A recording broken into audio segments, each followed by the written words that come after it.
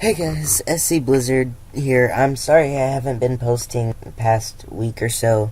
I do want to apologize. The only excuse I can really give you guys is last weekend was my birthday and I had a lot of stuff going on. I had a guitar on order, and just in case for any of you guys that care, it's Warren Cherry gives Epiphone Les Paul Studio. It's very nice. It plays very well, and it's a very good upgrade from my little $100 Fender Bullet Strat that I used to have. And so, but that's enough about me.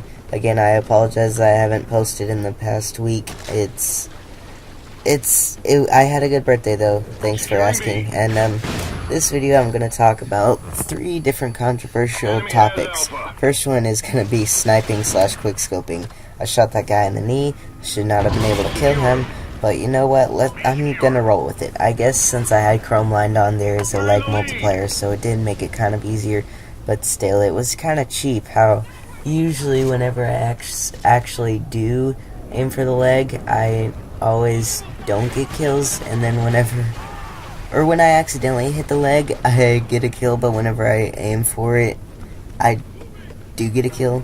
If that makes any sense, sorry.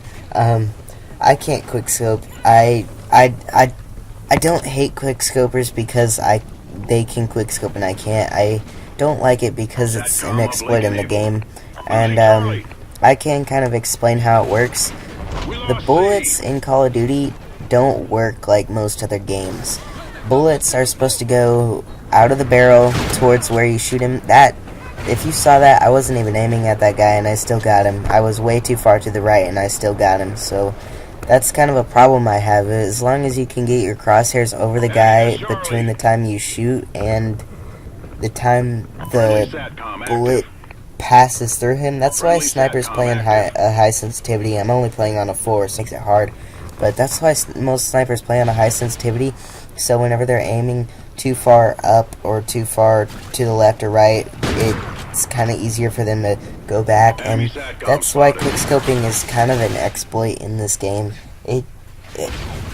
They should fix it like how Black Ops had it, where the first couple seconds you're aimed on sights, it's just like hip fire accuracy. But they didn't do that in this game, so I kind of feel really frustrated. Call of Duty Ghosts has been frustrating me a lot recently. Past few days, past week or two. I mean, I have been going on good streaks, and when I get chem strikes and stuff, I feel really happy. But other games, a lot of problems have been going on. In this gameplay, I won gunfights that I shouldn't have won, and I lost gunfights that I should have won. Like you'll see in a little while. I don't really lose a gunfight, but I got the stupidest miss ever. So I don't know what was worse, the fact that the guy couldn't hit me or the fact that I couldn't hit the guy. But anyway, quickscoping is just not cool. There should be some way to fix it. It's not fair how an SMG comes up onto you, gets 2 shots on you, and then you snipe him in the face and he dies. Even if you aren't even aiming at him. See, there's another one. I was aiming way too far to the right, shot, and got the kill. And I know the gameplay seems kind of hypocritical. But in my defense, I said a while back that I would explain how quickscoping works right here, right there. I should have been able to hit that shot, but I didn't. So I feel kind of embarrassed from that. But yeah, so yeah, and I really think that something needs to be done about this quickscoping issue. I really think that it needs to be fixed. But yeah, that's pretty much it. Another couple things I want to talk to you about are stats and rage quitting. And you'll see later in this gameplay that I hated dying from that explosive car. But I'm sorry, I got off topic and now I forgot what I was gonna say. Rage quitting. There are 2 types of people in this world: people that rage quit and people that don't. And you'll see later in this gameplay what I mean. 5 guys left the game on us because they were losing, and one guy stayed behind getting triple capped and killed all over the place, and it was really annoying. So all I have to say is don't be that guy. Don't rage quit. If you see that you're losing really badly, if you notice that there's lag, it's okay. If you notice that you joined mid-game and you can't get a kill, that's okay. But honestly, if you are halfway through a game that you started and you see that you're losing, that is no reason to rage quit, okay? I rage quit sometimes. Everybody rage quits from time to time. And see, that's where they rage quit. That we weren't even halfway through the game and they're like, oh, nope, I'm gonna lose this game. I don't wanna challenge this, I'm done. So it was pretty crappy.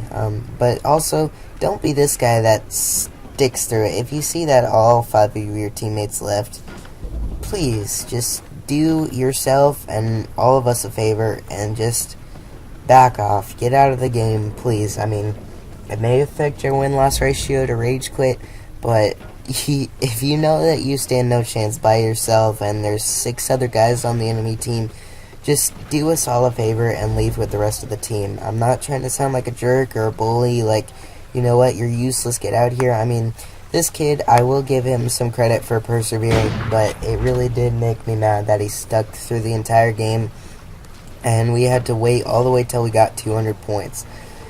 So it made the rest of the gameplay very slow, and excuse me, just don't be that guy. Also, don't rage quit. Try the games that I like most are the games where I don't always finish positive, but I win because it was a challenge. I like challenging gameplays. Excuse me, I was coughing, now I got the hiccups. My goodness, this is crazy. But you know what I'm trying to say. You guys understand perfectly fine. Rage quitting is a big problem. There should be at least some kind of penalty. I believe that in Black Ops 2, if you rage quit league play, then you got a 5-minute penalty, and if you kept rage quitting public matches over and over, then you got a penalty on that as well. I think they should make like a penalty, like if you leave more than one game in a row, then you should be penalized. And I understand, I have done that before, and I do deserve a penalty, not just on my win-loss ratio for rage quitting. Everyone rage quits from time to time, and I'm not trying to make an excuse, say it's acceptable. It's just not fun for everybody else. If someone's on a 22 kill, if I'm on a 22 kill streak, and then, sorry, I was sound whoring that guy. But yeah, if I'm on a 22 kill streak and I see that the entire enemy team just leaves, they're like, oh no, he's about to get a kill strike, let's leave and ruin his day. Me and Raptor decided to have a little fun, quote unquote fun, with that guy, and so yeah, but don't rage quit just because you're having a bad game. Try and make it more fun for the other guys and just stick through it. Please if you see this video, I challenge you for the next week to not rage quit throughout an entire game. That's all I'm gonna say. And okay, I think I'm done with rage quitting. Next controversy I want to talk about is stats, and this will go along the lines of rage quitting, but I'm mainly talking about stats. Have you ever heard the saying, don't judge a book by its cover? Well, that's pretty much what I'm going to talk about here. Kill-death ratio and win-loss ratio. I was playing with Envy and Envy's friend YOLO Oscar a couple nights ago, and we ran into this team. They had 1.5 and higher kill-death ratios. I believe even one had a 3.0 KD ratio, but none of them had win-loss ratios above 1, and or at least above 1.3. So I'm gonna get to that. See that guy? He has extremely high stats, and I can't prove it, but all I can say is we won the game. This gameplay got cut short. I know it's really frustrating only getting to see half the gameplay, but I figured I might as well leave it so I can talk about this stuff a little bit more and kind of give you guys an idea of what all is going on. That guy had extremely high stats, and he was put on the enemy team, and we were worried that we were going to get our butts kicked, but, you know, Raptor finished positive, our buddy, it's your boy, finished positive, I finished positive, I'm pretty sure, and we won by quite a few points, and it's, you can't judge a book by its cover. Back to the story about me and Indy, they all had, like, 1.5 and higher KD ratios again. I think one guy had a 3, just about. And we went to Octane, and Envy, before we even started the game, he's like, back out, back out, back out, back out, back out, and he would not be quiet. I told him, let's go ahead and give this game a chance and see what happens. And Envy was really on edge that entire game, and I can say that it was making me frustrated. So Envy, I do apologize if I got mad at you, but it was really frustrating that he kept wanting to leave, even though I knew we stood a chance, because I looked at the win-loss ratios, and granted, win-loss does not determine how good of a player you are. All I can say is it's the next best thing score per minute, and it tells me how well these guys play the objective. So we got into that game, and they each person earned at least 1 battle hind. Well, maybe not that many, but I can say that I saw at least 3 battle hinds that entire game. And it's because they were camping in the back of the map. People are so worried about their kill-death ratios that they don't want to win the game. They camped the entire game. They earned some good streaks, but we still prevailed. We won by, like, it was 200 to 60, I'm pretty sure. So, kill death doesn't make everything, and I can honestly say win-loss doesn't make everything either. This guy, he had a huge win-loss ratio of like 22, and all I can say is that was a pretty good quickscope, I must say.